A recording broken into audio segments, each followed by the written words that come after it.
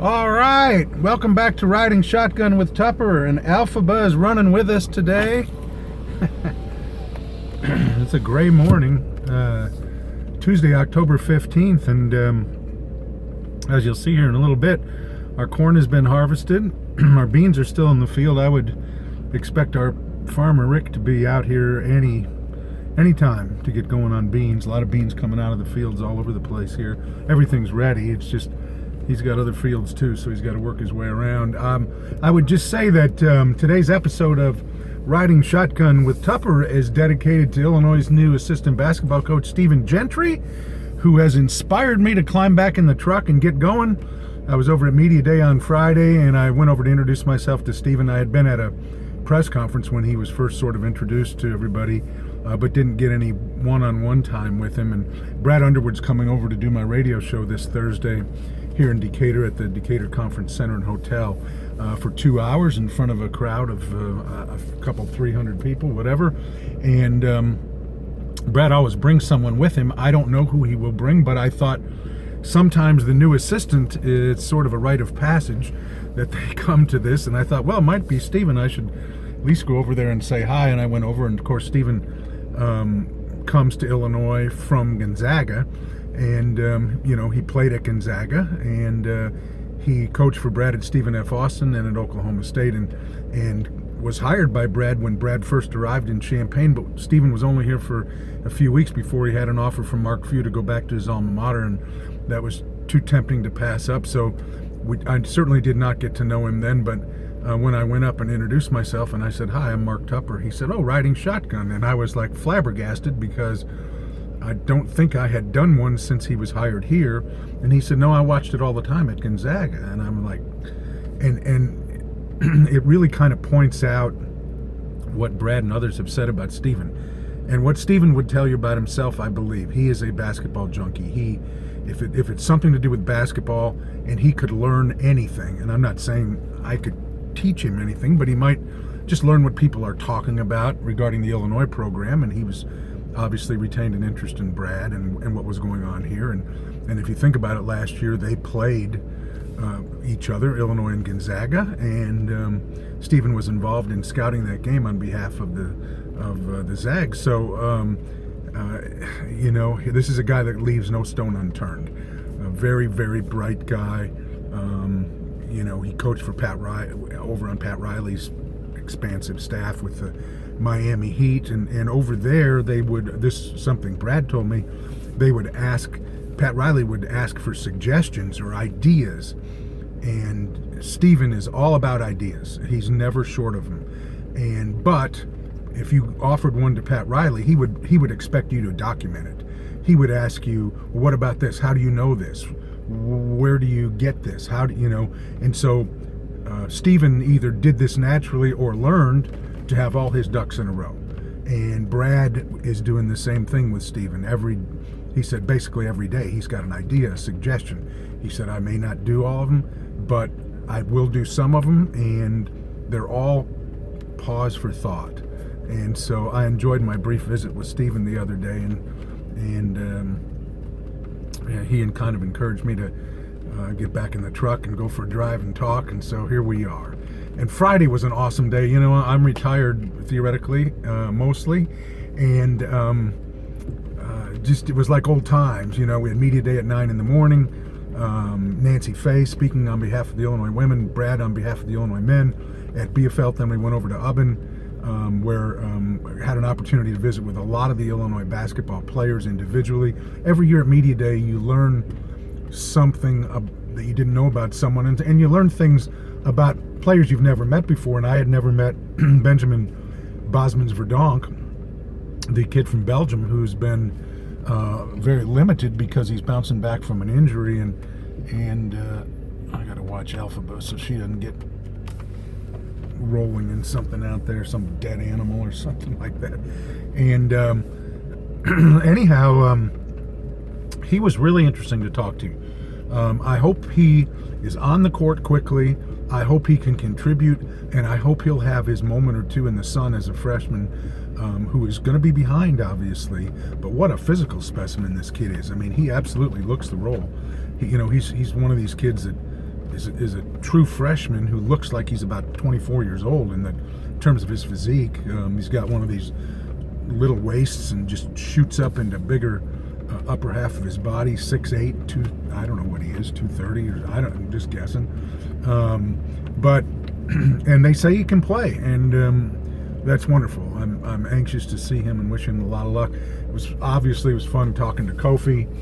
And then later in the day, we had the Butkus statue thing. The Butkus press conference preceded that. Butkus was amazing, just in his candor. And, you've probably heard some of the clips, and Dick just talked like he was still in the huddle. And which was interesting because that press conference was broadcast live on radio in Champaign. And I got a kick out of him, as I always do when I've been around him. And then the statue unveiling was outstanding, with the exception of the weather, which was horrific. Blowing rain, cold, and mostly people underdressed, including me. And I walked from the State Farm parking lot up 4th Street to the entrance to the Henry Dale and Betty Smith football center. And when you walk along there, you walk right alongside the cemetery there, if you're familiar with that, on Kirby and 4th. And if you ever make that walk, and you probably wouldn't do it because there's usually a lot of traffic, well, they had the road closed off. So I'm walking on the right side, the east side of 4th Street, just up from Kirby, and very quickly, there's trees along the edge of the cemetery there. And it was dark, and it was raining. It was sort of Halloween-y. And I looked to my right, and there's a big headstone, Edelman. And engraved it says, I'm paraphrasing, I might not have the exact wordage correct, the greatest athlete in the history of the University of Illinois. And I thought, wow, there's Dyke Edelman. And if you ever do a little research on Dyke Edelman, you know that he was an extraordinary athlete and personality and human being. And when Dyke was alive, and of course when you ran into Dyke, he didn't remember everybody's name. He was meeting literally hundreds of people a day probably, and he called everyone Chief. Hey Chief, how are you? Good to see you, Chief. And anyhow, it was kind of cool to see his gravestone. I didn't know that it was pressed right up against the fence right there. Let me get Alpha out of there. She's smelling. She chased out 3 deer the other night, and then disappeared in the woods and came out covered with briars. And anyhow, so that was great. And then the 6 o'clock Friday night open scrimmages. I actually went to the women's. I wanted to see what Nancy has in year 3, and I enjoyed that. But the main event for me was going to be the men's scrimmage, practice. Men's practice, which was open to the public. The oven balcony was filled, and Brad and all of his staff down on the floor with the team and a recruit, KK Thompson, from Oak Hill out there, and it was a lot of fun. I mean, there was drills and all that stuff because it is a practice, and then there was, sort of 5-on-5 stuff as well, that sort of looked like a scrimmage, and using different combinations of players, and Kofi put on a show. And listen, I am, if there's a list of people who overvalue the dunk shot, put me up at the top. I think it's a fun play. I think it's an exciting play, and I think when done properly at the right time in the right circumstance, it can be a little bit of a demoralizing play for the opponent.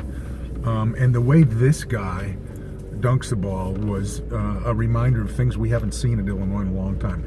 We have not seen many dunks, period, because this team has generally been undersized and under athleticism, however you want to say that.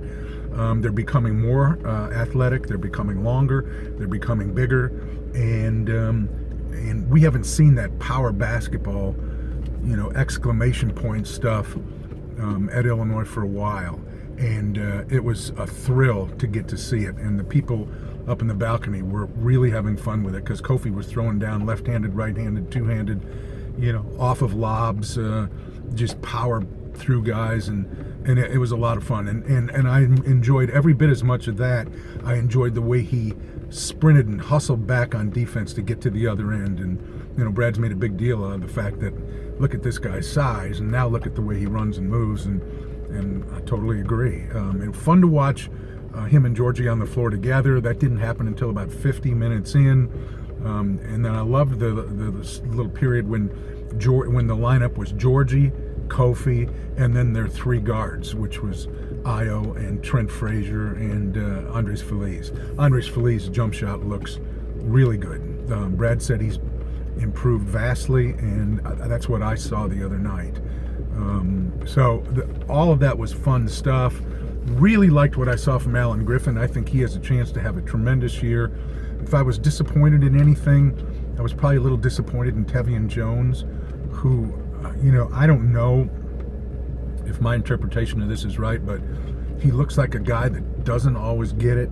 He's a terrific athlete who has physically the capability to do anything, but maybe is just doesn't recognize everything, and therefore he's not consistent enough in executing that stuff. And I want him to get there. And if it's just maybe a light or two to come on, great. If it's, I don't know. It's going to be fun to watch this team overall because I think Stephen Gentry brings a player development aspect to the staff that could really shine, particularly when working with the guards, which is who he will work with.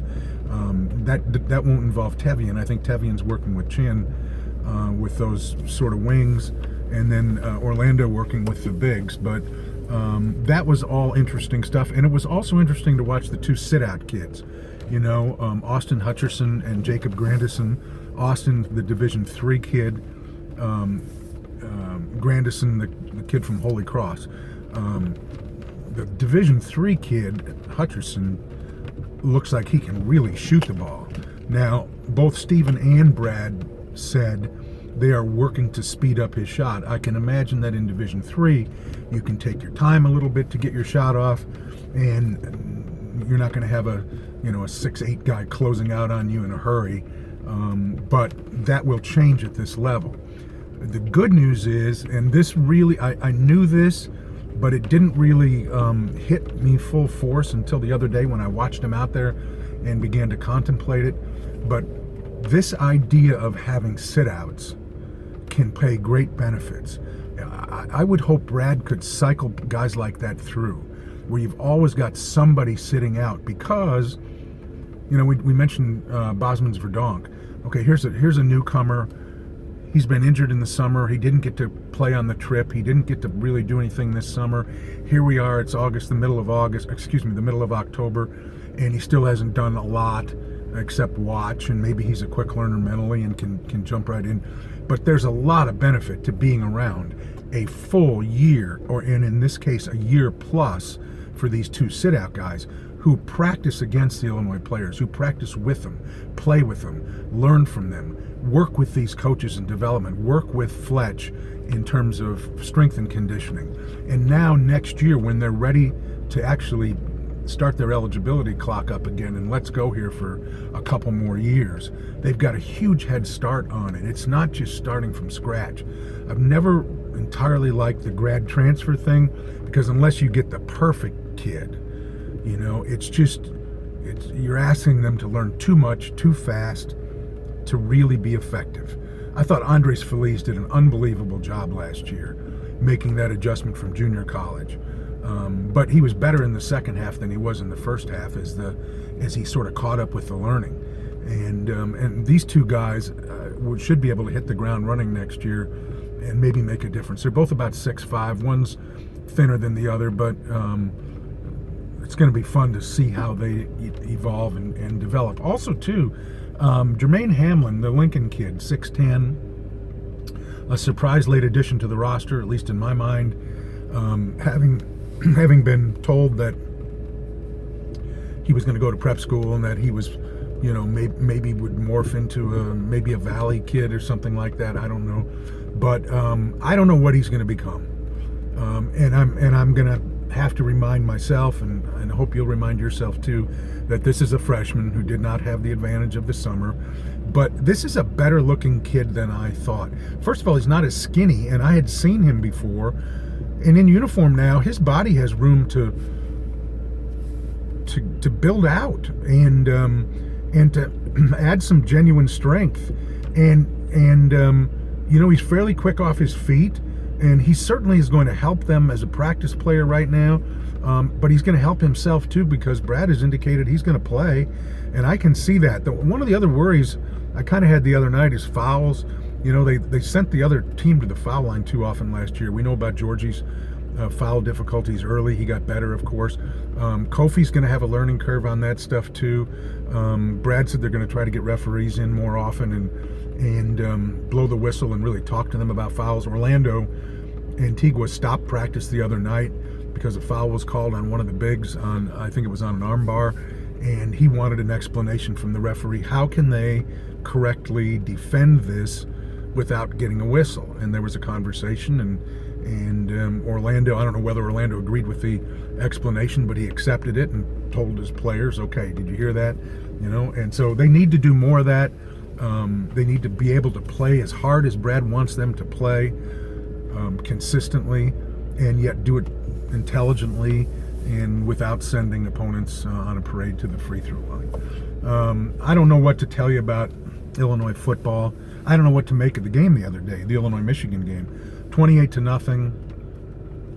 Just so many missed tackles early, and then they score a touchdown, 28-7 at the half. They kick a field goal, 28-10 in the third quarter, and they keep coming, and they get it to 28-25 early in the fourth quarter, and you're like, I mean, is this really happening?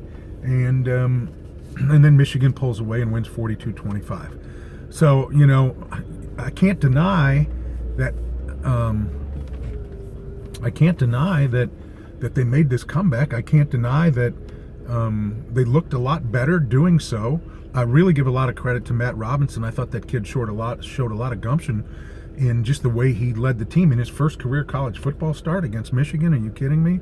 I liked what I saw from that kid. Now, it'd be nice if he had a little stronger arm, and it'd be nice if he was about 3 inches taller, but he is what he is. I just think that offense runs better when you have a quarterback who can run, and he adds that dimension. So it's just a difficult situation Josh Whitman's in right now. What do you do if they don't win any more games? What do you do if they continue to have these bouts of let's not tackle anybody? There's three. They're going to get killed by Wisconsin this week, and I don't think that should be held against anybody. After watching Wisconsin beat Michigan State 38-0, they're just killing people. They may be one of the top 4 teams in the country before all is said and done, and carry the Big Ten's banner into the college football playoff. But after that, there's 3 games that you look at and say, if this happened, you could possibly win those games. Rutgers is a game they absolutely should win, and I think they will. And then Purdue's one that they could, and then Northwestern is one that they could. Based on what I've seen so far, I expect them to win only the Rutgers game. It would be a great help to Lovey and a great help to Josh if they won all 3 of those, and if they at least won 2 of the 3. But it's tough. Josh does not want to fire Lovey, and I've heard these rumors about Lovey retiring. How would anybody know that? Have you not been around Lovey? You think he's on the street corner telling people this? You think he's sitting in bars telling people this? A, he doesn't go to bars. B, I don't think he's on the street corner. And B, he doesn't tell anybody anything. I think he might tell his wife, and he and Josh obviously have conversations, but Josh is a pretty good secret keeper too. So, and Josh doesn't even want to hear this talk. So we'll see where it goes. And then the announcement yesterday that they will play the 2021 opener in Ireland against Nebraska, August 28th. I know Nebraska is going to travel like crazy. If that's a 50,000 seat stadium, Nebraska could probably sell every seat. I hope some Illinois people will go, and I know some Illinois people will go. That's a pretty cool opportunity if you've ever wanted to see Ireland, and by the way, catch an Illinois football game. It's just that Illinois has 13 seniors this year, something like that. They're going to have 25 or 26 next year. Next year should be their, quote, good team. But the 2021 season that they're talking about opening in Ireland is probably the start of a rebuild. And so, on the one hand, you get maybe a nationally televised game on a platform in which no other college football games are being played. You jump starting the season, and on the other hand, everybody gets to see you, and on the other hand, everybody potentially gets to see you. Oh, by the way, they're rebuilding and they're not very good. So I don't know. Josh is happy with it. He loses a home game, claims that there's been some financial considerations that would help make that right, and we will see. Hey, thanks everybody. I appreciate it. Been fun driving around the farm. I stopped here because Alphaba's having a little deal in front of the truck, and we will talk to you soon. Very excited for Illinois basketball to get started. Goodness gracious. It's good to have some expectations. I know Brad said that. I think fans feel the exact same way. I mean, let's get going here. Let's start winning on the road. Let's flex our muscles against some Big Ten teams, and let's get in the NCAA tournament. Those would be the goals for me going in. And I know as I looked around Friday night and assessed the talent, there's a talent there to really have some fun this year. So thanks for being here, everybody. Have a great weekend. Talk to you later. Bye.